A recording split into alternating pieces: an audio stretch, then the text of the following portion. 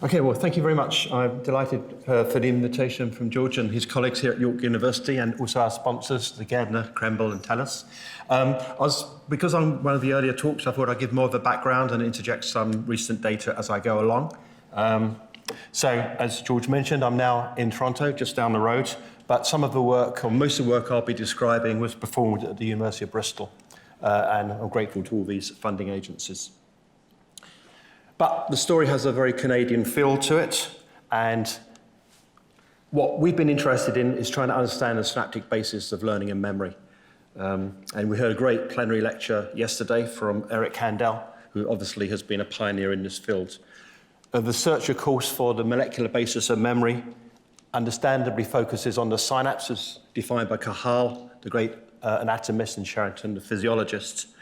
But really, the formality of how memories are stored belongs to Donald Hebb at McGill University, who came up with the idea that information is stored at synapses in response to coordinated electrical activity, in particular pre- and post-synaptic activity. And as Carla mentioned, this famous postulate can be simplified as cells that fire together, wire together.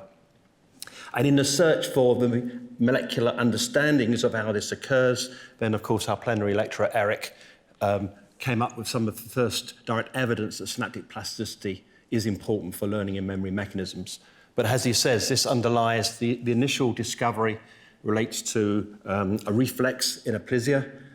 What many of us really want to understand are the more complex forms of learning and memory, the explicit or conscious memories that define us as humans. And so, for many people in the field, we've focused on this model of long-term potentiation. And Tim Bliss was a student at McGill. He was inspired to go in search of the Hebbian synapse. And after he left to take up a position in the UK, he then went on sabbatical where he teamed up with Terry Lomo in Pierre Anderson's laboratory in Oslo. And there they defined this process of long-term potentiation, which has clearly become the dominant experimental model for understanding the synaptic and molecular basis of learning and memory. In brief, what they found is stimulating the input from the cortex into the hippocampal formation, that electrical stimulation would evoke a synaptic response, which was fairly stable with time. But if they delivered a period of high-frequency stimulation, a so-called tetanus, or high-frequency stimulus, they will get a long-lasting, persistent increase in synaptic efficiency, the sort of physiological response that one might expect to underlie the Hebbian synapse. So if we view plasticity today, we know that it's now bidirectionally modifiable. You can increase synaptic strength through LTP, and you can decrease synaptic strength through long-term depression, or LTD. And I think conveniently, to try and understand the molecular basis of these processes, it's good to think about what happens during the induction, what actually triggers these processes, if you like, the learning in the system. What actually changes to sustain these increases or decreases in synaptic efficiency, the expression or the memory in the system, and then this complex relationship between induction and expression, which I'm going to refer to as transduction. So my talk is going to be predominantly electrophysiological and pharmacological, a little bit genetic, but mainly pharmacological recordings from rat hippocampal slice and mouse hippocampal slice preparations, making recordings from the CA1 neurons. This is the most intensely studied pathway in the brain, the Schaffer-Klactow-Commercial pathway. But it provides generic information about plasticity mechanisms, and we record extracellular or from individual cells. And I'm going to divide my talk into 4 parts. I'm going to talk about induction and talk about our early work on the role of the Nmda receptor, expression mechanisms and how AMP receptors are involved in maintaining the memory. I will talk a little bit about the transduction mechanisms, and if I have time at the end, I'll touch upon dysregulation of plasticity in relationship to diseases such as Alzheimer's disease. So my personal involvement started in a different part of Canada, in Vancouver, at the University of British Columbia, where I was a postdoc in Hugh McLennan's laboratory. And Hugh McLennan and also Jeff Watkins at Bristol had defined glutamate as the major excitatory neurotransmitter in the CNS, but it acted on different classes of receptors, which they named after agonists such as Nmda, AMPA, and kainate. And what I was interested to know is, did these different subtypes have specific roles to play in transmission and plasticity? I had been exposed to long-term potentiation, so decided to study this process. And what we observed was that if we selectively block the Nmda receptor subtype, this would interfere with the induction but have no effect on the expression of long-term potentiation, telling us that somehow the Nmda receptor was triggering this form of synaptic plasticity. We now know, of course, that the Nmda receptor is involved in many different forms of plasticity in the brain, but this was the first example that this was the case. The Nmda receptor antagonist didn't have very much effect on the baseline synaptic transmission, so the Nmda receptors seemed to be recruited during high-frequency transmission. So we reasoned, if you can block LTP with an Nmda receptor antagonist, if we activate Nmda receptors with Nmda itself, then we should get fantastic LTP. So we did this other experiment, and to our great disappointment, when we activated the receptors, we actually saw a depression of synaptic transmission. We assumed that this was some kind of necrosis, we weren't interested in it, and I disregarded it. But actually, this is now highly relevant to the latter parts of my talk. Okay, so if the Nmda receptors are the trigger for plasticity, what is actually mediating the response which is being potentiated? Well, our early experiments with the best antagonists which were currently available, such as Jeff Watkins' gamma-D-glutamylglycine, suggested to us it was the AMP receptors. But it really required the development by chemists in Denmark, Paul Kroggaard-Larsen, Tay Honoré, working with a physiologist in the UK, David Lodge, who defined the AMP receptors, that we were able to show that if we take these AMP receptor antagonists, then we could block fast synaptic transmission, telling us that the modifiable synaptic response was the AMP receptor. These observations were also made in parallel by a Danish group. So we know that Nmda receptors are a trigger, AMP receptors express plasticity. So what else can we say? Well, we know that of the ionotropic glutamate receptors, the Nmda receptors are the trigger, AMP receptors mediate the plasticity. There's also kainate receptors expressed. We also know there's a family of G-protein coupled glutamate receptors. And what I want to tell you in passing is that they all have critical roles in plasticity. So, for example, many years ago now, we showed that the metabotropic glutamate receptors were able to regulate Nmda receptor-dependent plasticity. They worked in conjunction with Nmda receptors. We also found that if you look at pathways in the brain where Nmda receptors are not involved in the plasticity, then that role can be taken over by kainate receptors. And this form of plasticity has a very different role to play. And finally, we know that AMP receptors could also mediate plasticity at synapses. And one of the key observations was made by Zhengping Jia, who works here at Sick Kids in the University of Toronto, who found that if you make a mouse which lacks specifically the GluA2 subunit of the AMP receptors, then these mice, these AMP receptors become calcium permeable. Normally they're not calcium permeable because of GluA2 subunit, but if you remove that, then you get these calcium permeable AMP receptors. And if you block Nmda receptors, you can still induce LTP via the calcium coming through calcium permeable AMP receptors. So this is a genetically modified system, but it's highly relevant to latter aspects of my talk. So all of the different glutamate receptors play critical roles in plasticity, but what we know is the Nmda receptors seem to be particularly prevalent in terms of their involvement in plastic mechanisms throughout the CNS. And for that reason, we have mainly focused on the Nmda receptor. So the question is, how are Nmda receptors activated to trigger LTP? Okay, so there were three observations which really inspired us to work out the mechanism. The first was very early work from Jeff Watkins' lab, who showed that in spinal cord preparations, Nmda responses were highly sensitive to block by magnesium ions. So if you take the physiological concentration of magnesium, which is about 1 millimolar, it will depress depolarizations induced by activation of Nmda receptors by about 90%. A few years later, Philippe Hacher's laboratory in Paris, and also Mayer and Westbrook at the NIH, showed that this block is highly voltage dependent, so that magnesium blocks intensely at resting membrane potentials. If you depolarize the cell, the magnesium block is reduced. If you hyperpolarize the cell, the magnesium block is intensified. And finally, around this time, more work in Bristol by Nick Dale and Alan Roberts showed that in Xenopus motor neurons, you could evoke a monosynaptic response, which was mediated by Nmda receptors. So we assumed that if these properties, which were shown in spinal cord and striatal systems, applied to hippocampal synapses, this would explain, in part at least, the mechanism of induction of long-term potentiation. So we went on to investigate this. I'm just going to show you a few snippets of the data. But what we found is that, indeed, if you remove the magnesium from the perfusing medium, we would normally have 1 or 2 millimolar magnesium present to mimic the physiological situation. But if you remove the magnesium, the synaptic responses will get very much bigger. Here we just turn the intensity down, and then if you test the sensitivity to an Nmda receptor antagonist, such as DAP5, in normal magnesium, there's not much effect. In magnesium-free medium, there's a pronounced activation of the Nmda receptors. So the magnesium is blocking the synaptic activation of these Nmda receptors.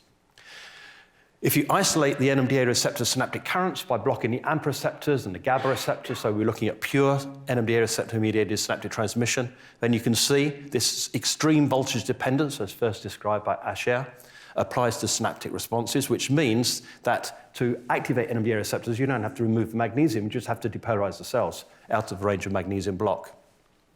And then if you look at the kinetics of the synaptic currents, and you can separate these pharmacologically. The fast component is mediated by AMPA receptors.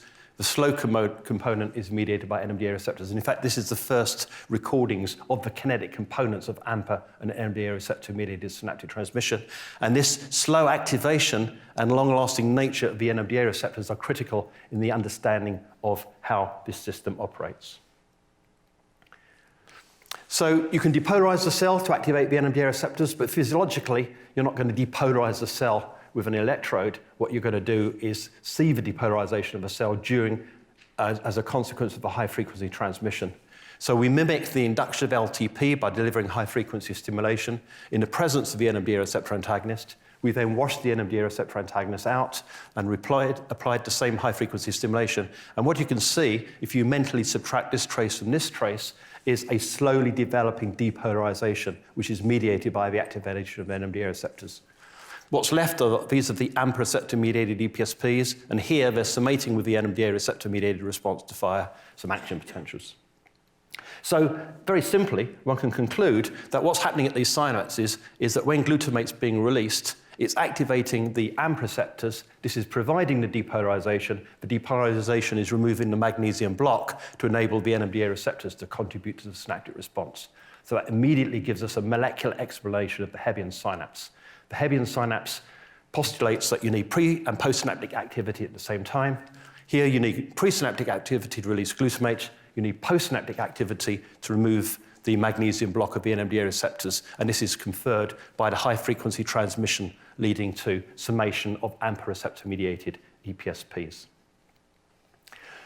That's the simple version. In fact, in reality, things are a little bit more complicated because if you simply just summate the synaptic response, the inhibition is going to win out. You've got very powerful inhibition in this system. But interestingly, the inhibition is also very labile. And the way we identified this was to block all synaptic transmission and just look at the modulation of inhibition itself. And when you do that, you can show that just 2 shocks are sufficient to depress inhibition in this system by 80 to 90%. And the optimal frequency for this depression of this so-called pair pulse depression, so here we're looking at the pair pulse depression of GABA-mediated synaptic currents, is around about 5 to 10 hertz, and that frequency is critical. What that made us think is that actually, and it had already been shown that a very effective way of inducing LTP is to deliver the stimuli at the theta rhythm. And so we reasoned that maybe this is because what's happening is theta is depressing inhibition via this mechanism, and that's enabling the synaptic activation of Nmda receptors by just a few stimuli. So we repeated one of these protocols that had been introduced, so-called priming, where now we're just delivering 5 shocks to induce LTP, a single shock, and then 200 milliseconds later, 4 shocks at 100 hertz. This very effective LTP is blocked by GABA-B antagonists. What that means is that what's happening at the synapse is this, and that is during low-frequency transmission, glutamate is binding to AMPA and Nmda receptors. The AMPA receptors being activated to give rise to this fast EPSP, but the polysynaptically induced inhibition, which is also recruited, rapidly hyperpolarizes the cell to intensify the magnesium block. So whilst the magnesium would be repelled from the Nmda receptors during this period of time, because of their slow activation kinetics, they're not contributing very much to the synaptic response. It's this inhibition is intensifying the magnesium block. But GABA is also acting on this presynaptic GABA-B receptor to suppress GABA release. So if you then hit the system at the optimal time, and theta is the perfect timing for this to happen, you will then activate you'll provide sufficient depolarization to remove the magnesium block and enable calcium to enter into the cell. And hence, we've got this interplay between GABA inhibition and the plasticity in GABA inhibition, and the voltage-dependent block of magnesium receptors, which all combined gives us, I believe, the explanation, the molecular basis of the Hebbian synapse. So the logical conclusion from these observations is that this is the molecular basis of learning and memory. What is the evidence for that? Well, now there is a lot of evidence, but really the first evidence came from the work of Richard Morris, who took the same antagonist that we'd used, DAP5, and showed that it blocked LTP in vivo. And what he found is that the concentrations of the Nmda receptor antagonist, which blocked LTP in vivo, was also able to block spatial learning and memory mechanisms in the maze system that he developed, the Morris-Walter maze. So here we've got an example of an animal learning the location of a platform in a milky solution in this chamber here. And they remove the platform, the animal knows roughly where it is, so it swims around trying to find the platform. But if the animals are treated with the Nmda receptor antagonist, they have no memory of where the platform is. They have been unable to learn it. So since those pioneering experiments, there's been lots of work from lots of labs, Tanagawa and others, who have shown that the Nmda receptors are critically involved in LTP and memory. But there is not a direct one-to-one relationship. There are clearly forms of LTP which are Nmda receptor independent. There are roles of Nmda receptors beyond the induction of LTP. And there are undoubtedly memory mechanisms which have nothing to do with Nmda receptors and LTP, for example, vesicle withdrawal reflex synapsia. But there is this big overlap in the middle where Nmda receptors, synaptic plasticity, and memory are closely integrated. So just before I finish the Nmda receptors, I just want to leave you with two pieces of information which are largely not, I think most people are unaware of, but I think are important. And that is, whilst we tend to study plasticity of AMPA receptor-mediated synaptic transmission, the Nmda receptor component of synaptic transmission is also plastic. So we showed this many years ago now by blocking AMPA receptors and GABA receptors. So we're looking at pure Nmda receptor-mediated synaptic transmission. And you can show that if you deliver high-frequency stimulation, you can induce LTP of the Nmda receptor system, which means the plasticity system is itself plastic. And that may go some way to explaining how when you learn something, it becomes easier to subsequently learn related information because you're getting plasticity of the plasticity system, a form of so-called metaplasticity. The other thing I want to point out is that LTP isn't a single process, and if you use high-frequency stimulation, the stable LTP is preceded by a decremental potentiation, which is generally referred to as short-term potentiation. And what we found recently is if we use subtype selective antagonists of Nmda receptors, you can pharmacologically separate LTP from a large component of STP, such that there are multiple forms of Nmda receptor-dependent plasticity going on at synapses. I don't have time to go through all the detailed pharmacology, but what we believe is that the Nmda receptors that I've been talking to so far are postsynaptically located and are comprised triheteromeric assemblies of gluane 1, 2A, and 2B predominantly, whereas there is an additional, probably presynaptically located Nmda receptor, which has a different pharmacology, which is, we believe, is due to the activation of gluane N1, 2B, and 2D. So to summarize the first part of my talk, LTP is triggered by the synaptic activation of Nmda receptors. We now know that applies to many synapses, though not all in the brain. Nmda receptors also contribute to synaptic transmission. I showed you that as I was going, which means you can't just say an Nmda receptor is only involved in plasticity. They're also important for transmission. The synaptic activation of the Nmda receptor explains, in molecular terms, the Hebbian synapse. Nmda receptors explain key properties of LTP that I haven't really had time to go into, such as input specificity, cooperativity, and associativity. Theta bursts optimize for LTP by auto-inhibition of GABA by GABA-B receptors. Nmda receptor-dependent LTP is important for learning and memory. This is the work of Richard Morris and many others. Nmda receptor-dependent synaptic transmission is also plastic, and different Nmda receptor subtypes mediate the induction of STP and LTP. So that's the memory, that's the learning component. How about expression of LTP or the memory mechanisms? Well, one of the raging debates in the LTP field for many years is this memory stored presynaptically by an increase in glutamate release or postsynaptically by a change in AMPA receptor function? We addressed that using this very simple experiment, which is to induce LTP and locally apply AMP receptor agonists at potentiated synapses and ask the question, if there's a postsynaptic component, then these synapses should become more sensitive to the exogenously applied AMP receptor ligands. And indeed they were. So this is the increase in sensitivity, the increase of which mirrors the decline in short-term potentiation, leading us to think that short-term potentiation is probably presynaptic, whereas the LTP is postsynaptic in terms of its activation.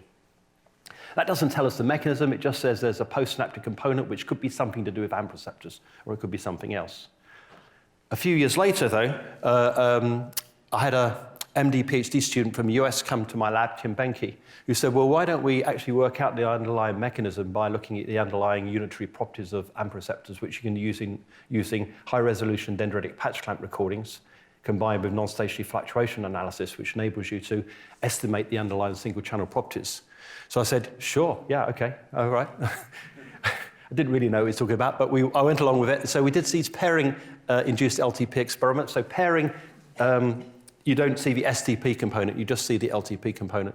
And there were no changes in the kinetics of these high-resolution synaptic recordings. But what we did find is if we use non-stationary fluctuation analysis, which can extract the underlying single-channel properties, then there was an increase in single-channel conductance in the majority, though not all of the cases. And so we refer to these two forms of LTP as Ltp Gamma, meaning that the LTP can be explained by an increase in single-channel conductance. That is the amount of current which passes through an open AMP receptor in unit time. And the most likely explanation for the residual is that there's a change in the number of receptors, or LTPN. And around about that time, a number of mechanisms were proposed, in particular this one, from the work of other labs, suggesting that when Nmda receptors are activated, they could activate this kinase, kinase 2. This could phosphorylate these AMP receptors on GluA1, on serine 831, and that, in principle, could give an increase in single-channel conductance. Though we didn't have any data to suggest that that was happening in our case, that seemed the most likely scenario. But then a few years later, working with John Isaac, we found another potential mechanism, because what John's lab found is that if you use specific blockers of AMP receptors, but only blockers of calcium permeable AMP receptors, that is the ones which lack the GluA2 subunit, such as philanthrotoxin, then this would block the expression of LTP if delivered shortly after high-frequency stimulation, but not if delivered like 30 minutes to an hour later, suggesting that under certain conditions, you might also get the recruitment of calcium permeable AMP receptors. And there is evidence from other studies that this may be driven by PKA. So Nmda receptor activation of PKA can cause an insertion of GluA2 lacking calcium permeable AMP receptors, which are sensitive to philanthrotoxin. And this could also explain the increase in single-channel conductance. So we've got two possible mechanisms. Just to completely trying to understand what's going on in the case where there's no change in single-channel conductance, we realized that electrophysiology alone wouldn't be sufficient. We needed to have some kind of imaging mechanism. So we teamed up with Elek Molnar, who raised the first antibodies to recognize glutamate receptors on living neurons. He raised antibodies which detected GluA1 or PAN AMP receptors. And using cultured neurons, so you could get high-resolution imaging, we looked to see whether there was a change in the expression of AMP receptors after the induction of LTP. We had to use a chemical Ltp protocol here, so this is transiently depolarizing the cell for a second 3 times. This is an Nmda receptor-dependent form of plasticity and is associated with the insertion of native AMP receptors at synapses which originally lacked AMP receptors. This effect is totally dependent on activation of Nmda receptors. You don't see any change if you do these experiments in the presence of an Nmda receptor blocker. So we know that you can insert AMP receptors into synapses, native AMP receptors, and I should say that this experiment was done in parallel by Yutian Wang's laboratory at the same time. And the other way to do this is to do recombinant receptors. Other groups that use GFP-tagged AMP receptors, particularly Malino's group. My colleague in Bristol, Jeremy Henley, took a slightly different approach. He took the pH-sensitive variant of GFP, so-called superecliptic fluorine, and tagged it to the AMP receptors. And so for the first time, we could look at the movement of AMP receptors in response to plasticity. And if this movie was to work, but I don't think it will, what we would show is applying Nmda, you get a rapid loss of AMP receptors within a few minutes from these synapses, showing that these receptors do really move very quickly. And very recently, in some unpublished work, we've now repeated these experiments using low-frequency stimulation and looking at the AMPA receptors at synapses associated with activity, using FM dyes to localize activity. And what we find is just active synapses, not inactive synapses, you get an internalization of AMPA receptors, and this internalization is entirely independent of the probability of release. So AMPA receptors are clearly mobile. They can move very quickly, and we can see this with both recombinant receptors and native receptors. What are the underlying mechanisms?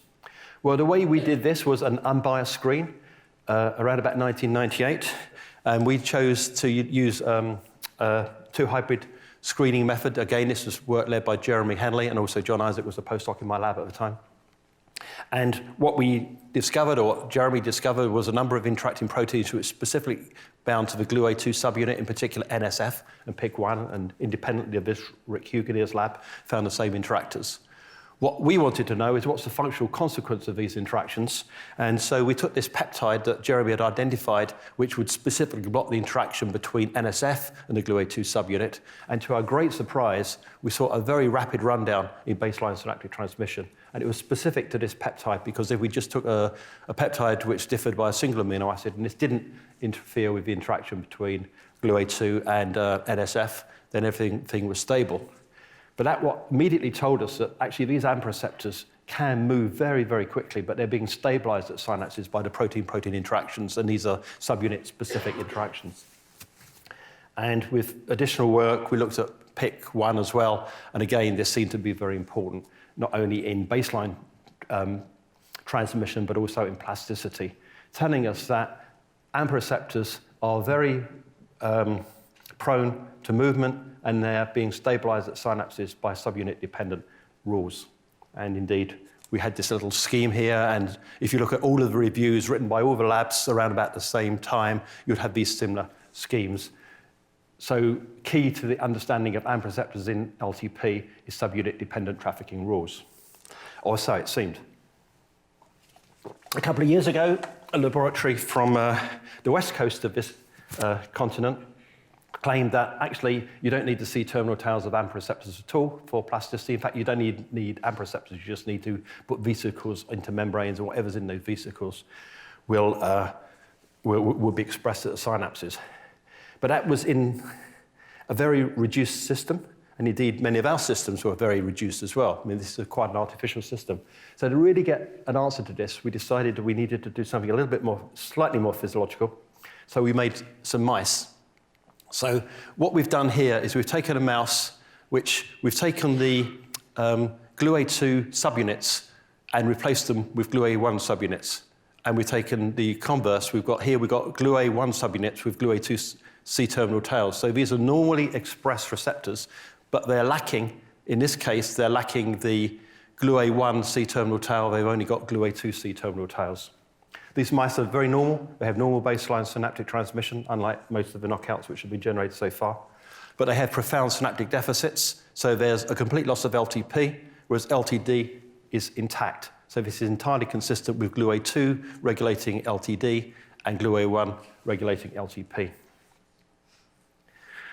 Conversely, we made a mouse where they only had the GluA1 C-terminal tails. So the GluA2 have been mutated. So we've got GluA2, so the receptors are normal apart from the C-terminal tails. They only have GluA1 C-terminal tails. In this mice, the LTP is actually enhanced and the LTD is completely gone. If you cross the two mice together, you get mice which are essentially normal because they have the normal complement of receptors. It's just the C-terminal tails are attached to the wrong remainder of the receptor, but the C-terminal tails are at the right part of the synapse, and everything is okay. So it's critical to have the C-terminal tails with GluA1 determining LTP and GluA2 determining LTD. Now, these experiments have been going on for a very long time. They are all driven by Zhengping Jia, who was the person who made the first GluA2 knockout. And he and his lab have been able to, I think, provide now convincing evidence in the most intact system possible that the C-terminal tails of AMPA receptors really do define the direction of synaptic plasticity. So to summarize part 2 of the talk, LTP, including this STP component, is expressed by both pre- and post-synaptic mechanisms. LTP involves changes in single-channel conductance, composition, and number, and subunits dictate the direction of Nmda receptor-dependent synaptic plasticity. So, how about transduction? The model we had when Tim and I wrote this review, some almost 25 years ago now, is that we knew the role of Nmda receptors and AMPA receptors, and we had some inclination from the work of a number of labs that kinases are important. And one of the kinases that was particularly important is PKA, and this is data taken from one of Eric Kandel's early papers, where he showed that if you take an inhibitor of PKA, it will block long-term potentiation. But interestingly, it will block long-term potentiation if you deliver space protocols. But if you deliver a single high-frequency tetanus, then there's no effect, suggesting that PKA is involved in some, but not all forms of long-term potentiation. And he was very interested in this because this mirrored the work that he had done previously in aplasia. We've become very interested in this more recently, and we've repeated these experiments. So this is now work performed by, was a master's student and a PhD student, currently a postdoc, Pojong Park. And for the next experiments I'm going to show you, we've delivered 75 stimuli as 25 stimuli theta, separated, delivered 3 times, and the only difference in what I'm going to show you is the timing between these bursts. They're either going to be 10 seconds apart or 10 minutes apart. Everything else is identical. All the experiments have been interleaved. And what we find is, in agreement with what Eric said, that if you take a compressed protocol, he used a single theta burst, these PK inhibitors have no effect. So the red is in the drug, black is interleaved controls, and this is the baseline. If you deliver the space protocols, however, you get this significant PKA-dependent component, which is blocked by this PK inhibitor, or in fact, any one of a number of different inhibitors we've tested. And if you look at the timing requirements, if the timing of these episodes is in the order of seconds or in the order of hours, then you see no effect of PK inhibitors. But if it's in the order of minutes, with the optimal timing being 10 or 20 minutes, then you get the maximal effect of inhibition of PKA. So there's something critical about the timing. If you space your protocols, you bring in this PKA-dependent form of plasticity. And I say this, again, confirms some of the earlier Eric Kandel experiments. So why did we want to do this? Well, the reason we wanted to do this is we wondered whether this also explained the role of calcium-permeable AMP receptors. So we repeated these experiments now using calcium-permeable AMP receptor antagonists. We used flamphatoxin and also this compound IEM 1460. And we essentially found identical results. If you use compressed theta burst stimulation, there is no effect. If you use spaced theta burst stimulation, there's a significant component which is mediated by calcium-permeable AMP receptors. And as we'd shown in those earlier experiments, if you apply the calcium-permeable AMP receptors shortly after the induction, you have an effect. If you wait an hour or so, you have no effect. So there's a transient period of time in which calcium-permeable AMP receptors are contributing to the induction of LTP, specifically when you use these spaced theta burst protocols.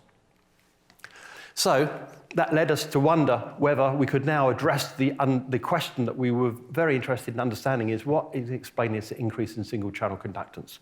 Could it be the CAM kinase-driven phosphorylation of GLU-A1 or serine 831, or could it be the insertion of calcium-permeable AMP receptors? So what Pojong's gone on to do in experiments currently unpublished is to compare compressed theta burst with spaced theta burst stimulation, but to use recording conditions where he can estimate the single-channel conductance measurements. And what he found is if you use this compressed theta burst stimulus and you compare a control and a conditioned input, there is no change in single-channel conductance either in the control input or in the test input. So this conventional LTP induced by compressed theta burst stimulation has no role for conductance changes. However, if you use the spaced theta burst stimulation, which is bringing out the recruitment of calcium-permeable AMP receptors, then you see this increase in single-channel conductance. For technical reasons, you have to make the wholesale recording shortly before delivering theta burst stimulation. And so we've made the recording after the second period of theta burst, which is why this conductance has already increased. So that's telling us that the spaced theta burst stimulation is directly associated with increasing conductance. To finally address what was going on, we decided to forget about stimulation altogether, and to address the mechanism, we just put kinases into the patch pipette. So if this is the underlying mechanism, then if we put active CAM kinase into the electrode without any high-frequency stimulation, you see an increase, you see a potentiation of synaptic response. This has been shown by several groups previously.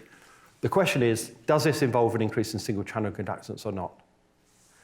And the answer is no. There's no change in single-channel conductance. Okay, so is this the mechanism which is going on? If this is the case, then if we put pKa into the cell, we might see an increase in single-channel conductance. But actually, if we put pKa, so this is catalytic subunit of pKa, along with inactive CAM kinase, we don't see anything. You need to have the CAM kinase there and the pKa there to see the potentiation. But with the pKa present, you do see this increase in single-channel conductance. And this increase in single-channel conductance, furthermore, is completely blocked by the calcium permeable AMPA receptor antagonist, proving in our minds that this increase in single-channel conductance is due to the insertion of calcium permeable AMPA receptors.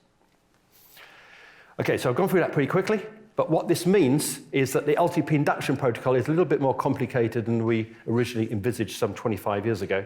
And this is how we see what's happening at these synapses. So this is the baseline condition with Nmda receptors and regular calcium impermeable AMP receptors, which comprise GluA2 subunits. During theta burst stimulation, CAM kinase is activated and it drives more calcium impermeable AMP receptors into the synapse. That's the standard LTP. That's the sort of LTP that many people have studied. However, at the same time, this theta burst stimulation is activating pKa and driving calcium permeable AMP receptors into the membrane, but this is at an extrasynaptic site. So they're there, but you don't know they're there. And they'll take at least a minute or two to get there, and they'll dwell there for up to about an hour. If during that period of time you hit them with another period of theta, you will drive these calcium permeable AMP receptors into the synapse. So this also requires more CAM kinase activation, which is why you need CAM kinase and pKa applied together to see it. Under those conditions, you can now detect the increase in single-channel conductance because these are contributing to the synaptic response. And we assume that they're delivering a separate calcium signal, which is distinct from the Nmda receptor-mediated calcium signal. And this is leading to a strengthening of the synapse, which eventually replaces these calcium permeable AMP receptors with more calcium impermeable AMP receptors. A lot more complicated than we imagined, but this is the simplest explanation of the observations I've gone through very quickly. The summary of this is as such. LTP is expressed in part by an increase in AMP receptor function. LTP involves the synaptic insertion of AMP receptors, which we call LTPN, and this is GluA containing into GluA2 containing. So this is not changing the conductance of the synapse at all. And we know that activation of CAM kinase is necessary and sufficient for this form of LTP. However, with space stimuli, there's an additional LTP component, which we're calling Ltp Gamma. This involves the insertion of higher conductance calcium permeable AMP receptors, and the activation of both CAM kinase 2 and pKa are necessary and sufficient for Ltp Gamma. So I think that now explains many of the controversies in the field, that we've got two forms of LTP, they have different signaling mechanisms, they have different expression mechanisms, and they probably have very different functions, which I'm happy to talk about later.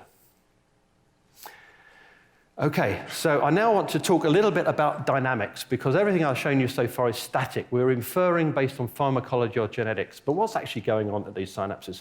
So we know that Nmda receptors are highly permeable to calcium. This is data taken from Mark Mayer and Gary Westbrook and Amy McDermott's laboratory many, many years ago, looking at the calcium entry for Nmda receptors. So we wondered, many, many years ago now, could we actually detect this calcium going into synapses under more physiological conditions? So we took the then new technique of confocal microscopy and combined it with wholesale recording to ask the question, can we see calcium transients in response to synaptic activation using calcium imaging techniques?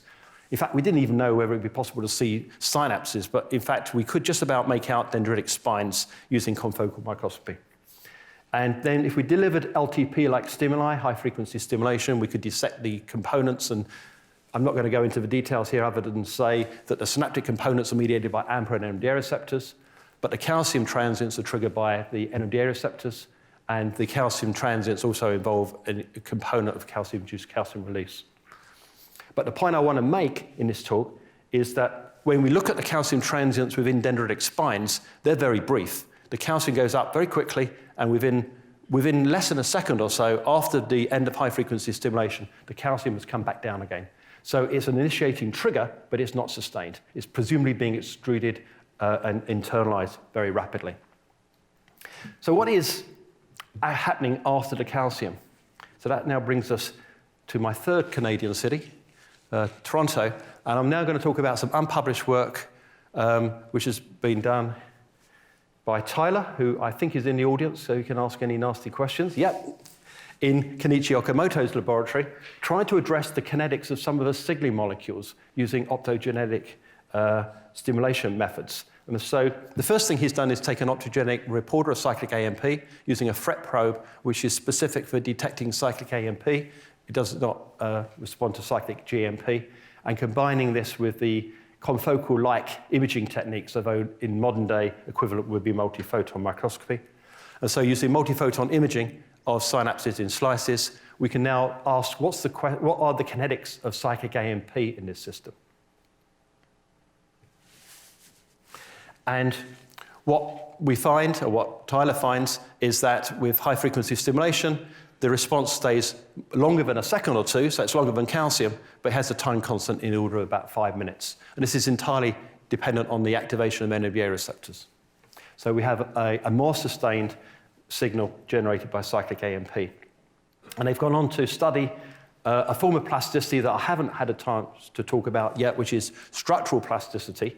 And this is what they found is that whereas the calcium is highly localized, so I didn't show you a bit earlier, but if you activate calcium in a spine, you don't see spread into neighboring spines. But with cyclic AMP, there is some movement, at least 10, 20 microns to neighboring spines. So the way they showed this is to deliver high-frequency stimulation, which is localized to changes here, because you get a spine change here, but not here. But on this neighboring spine, they've uncaged glutamate to induce a structural plasticity. So this is the uncaging. Then if you deliver a remote tetanus at the same time, you can potentiate this structural plasticity, and this requires the activation of PKA, because if you apply a PKA inhibitor, then you get a reversal back to this situation, suggesting that cyclic AMP is able to diffuse down to a neighboring spine, activate local PKA. In addition to using optogenetic reporters, they've also got actuators. So here they've made a way of increasing cyclic AMP levels by having adenylyl cyclase activated by light. And if you activate cyclic AMP, or adenylyl cyclase generates cyclic AMP, you see very similar activation kinetics with a time course of about 5 minutes. And then you can repeat the same experiment using the optogenetic activation in one spine and seeing how this affects the uncaging of glutamate-induced plasticity at a neighboring synapse. And when you do this experiment, this is the uncaging response. This is the structural plasticity, which is greatly enhanced by neighboring activation of cyclic AMP. And then you can look at the timing requirements of this to see that you actually need to be able to generate this cyclic AMP very, very shortly, around the same time that you're uncaging glutamate, which is presumably activating Nmda receptors locally. So that's where we are now. We're trying to now add to the kinetics of the system, and we'll want to expand this to really understand the kinetics in more detail. But for the last few minutes of the talk, what I want to talk about is how some of this work relates not just to learning and memory mechanisms, but what may be going wrong in disease. And I'm not sure how long I've been talking for. I've got 5. Perfect. That's all I need. So this is how I showed you how we and others imagine LTP. But in addition to increasing and decreasing synaptic strength, we believe LTP provides a synapse survival pathway, and LTD is potentially a synapse death pathway, and that diseases such as Alzheimer's disease, so we could add many other diseases here, is essentially a dysregulation of this process of synaptic plasticity, such as in the case of Alzheimer's disease, LTP is weakened and LTD is strengthened. What's the origins for this? Well, the reason we believe this is over the years now, we've been trying to identify some of the signaling cascades which are involved in LTD, following on from the observation that NSF and PIC were important for the plastic processes. And these are some of the pathways that we've worked on with our collaborators. I'll just point out that we know that the NSF interaction is regulated via calcium sensor hypocalcin. PIC is part of a process that John Hanley in Bristol has identified, which regulates the actin cytoskeleton. In addition to this, activation of mGlu5 receptors, which I haven't really had time to talk about, generates a pathway which culminates in regulation of cofilin, which is relevant to Carla's talk. This is work again from Zhengping Jia's, predominantly Zhengping Jia's work in Toronto. And essentially, these mechanisms are important for LTD, and then these kinases are involved in LTP. The classic view is that kinases are important for LTP and phosphatases are involved in LTD. For example, the PP1 cascade was identified by Rob Malenka and his colleagues many, many years ago. But we know that signaling pathways are intrinsically very complex, and we wondered if there may be also roles of kinases in LTD. So what we went on to study was whether there were roles for serine threonine protein kinases. We tested many different kinase inhibitors, and we only found 6 to inhibit. So we put individually different kinase inhibitors into patch pipette to block different kinases.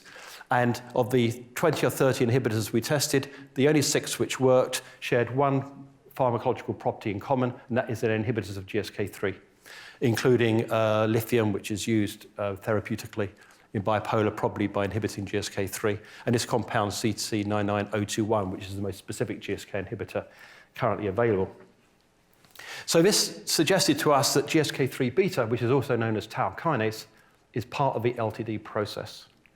So therefore, we're interested to know what the downstream effectors of GSK3 beta are, and in other systems, this is many-fold. There's lots and lots. It's a master regulator which regulates lots of different proteins. But we did wonder whether one of its physiological substrates was tau protein. We know that GSK3 beta hyperphosphorylates tau in Alzheimer's disease, but it was, I think, a surprise to most people, but this is also physiologically regulated during LTDs. So if you knock out tau or you knock down tau, you block LTD. And if you induce LTD using Nmda receptor-dependent activation via GSK3 beta, you get phosphorylation of tau on a PHF1 epitope. So this is not what I think people would have expected, but this is clearly a component of tau is present in dendrites and mediates LTD.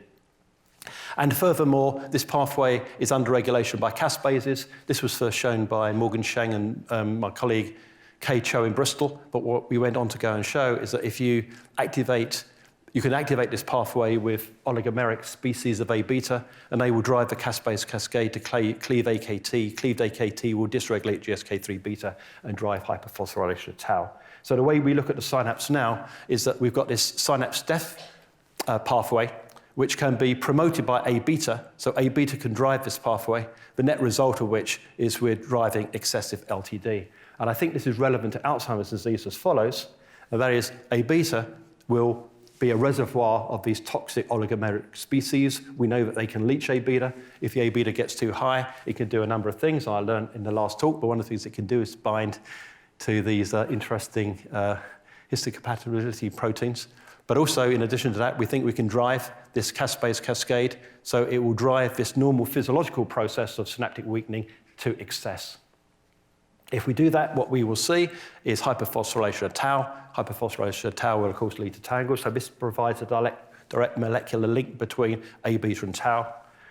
Because it's driving LTD, you're losing synapses, and because you're losing synapses, you're getting memory impairments. So I think we can explain most of the hallmark features of the disease through driving excessively this LTD death pathway. So how can we combat this? If this is the case, then treatments should aim at different components of this pathway, where, as you know, there's been many efforts to interfere with A-beta and tau, and so far, unfortunately, nothing's been successful. What has worked are only 2 classes of drug which work in Alzheimer's disease.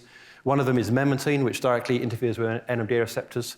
The other are the cholinesterase inhibitors, which increase acetylcholine levels, and one of the effects of increasing acetylcholine levels, and I think the most relevant effect, is to regulate Nmda receptor-dependent plasticity. So we know that this is a druggable target and is probably the driver of this cell death pathway. And indeed, we worked with Chris Parsons at Mounts on the development of memantine, and he based his whole ideas of why memantine would work on the idea that you get dysregulated Nmda receptor-dependent plasticity. So I think going after Nmda receptor-dependent plasticity is a proven way of improving or reducing the cognitive decline. The problem with memantine is it doesn't really distinguish very much between the different Nmda receptor subtypes. It's a weak channel blocker, so it blocks them all roughly the same.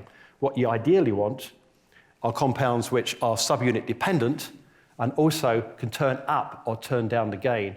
And we now have a whole range of compounds which are allosteric modulators of the NMDA receptor. They bind directly to the NMDA receptor, and they can tune up or tune down to varying degrees, like a volume control in a subunit dependent manner. And if we take some of these compounds, and this is just some unpublished data I wanted to share with you, we've got some compounds which will block LTD and boost LTP, which I would imagine will be pretty good if these could be druggable and put into man for Alzheimer's. Conversely, we've got compounds which will increase LTD and bring LTD back as it's lost developmentally. And this could be good for examples where there's excessive LTP, for example, maybe post-traumatic stress disorder, chronic pain, et cetera, et cetera. Finally, I'm going to show you one last data slide, because when we were looking for serine-threonine protein kinases, we couldn't find any other than GSK, but we did find a tyrosine kinase, and that was JAK2. And we found that JAK2 was working via STAT3. So this is a classic cytokine pathway. And I think this, in some way, probably complements the work of Carla in the sense that I suspect very strongly that the mechanisms that you were describing, I very much think that that is very important, that what we're seeing here is the initial trigger, and that actually what's coming on here is synapse elimination by recruitment of eat-me signals and all these immune regulators, and that there's also a role to play of astrocytes and in particular microglia. And I think this could be part of the signaling cascades by which microglia and neurons communicate with one another. So I'm going to leave you with our view of the synapse and the synaptic regulation. This is the work that we've been involved in, and also some of the key observations made by people like Mike Salter in Toronto, who identified the regulation of NMDA receptors by SRC kinases, PKM-zeta, which was identified by Todd Sachter in New York, and many other cascades that I haven't had time to go into any detail. But I think what is critical is if we understand the molecular cascades, then we should be able to identify the perfect synaptic components to target in a whole range of major brain disorders, including but not restricted to Alzheimer's disease. I've gone quickly. I've talked about the work of many, many people. I haven't had time to identify all the individuals, but these are the main people who have contributed to the work, both in Bristol and now in Toronto. The people in black have now left the lab. Those in bold now run their own labs. And I always work extremely collaboratively, so I've enjoyed lots of collaborations, both with my colleagues in the Centre of Synaptic Plasticity in Bristol, increasingly my colleagues here in Toronto, and Toronto is a fantastic research environment. I'm so pleased to be here. And then collaborators around the world. So my final slide, my last summary, is the dysregulation. I believe that LTP is a synapse survival pathway as well as a synapse strengthening pathway, and LTD is a synapse weakening pathway.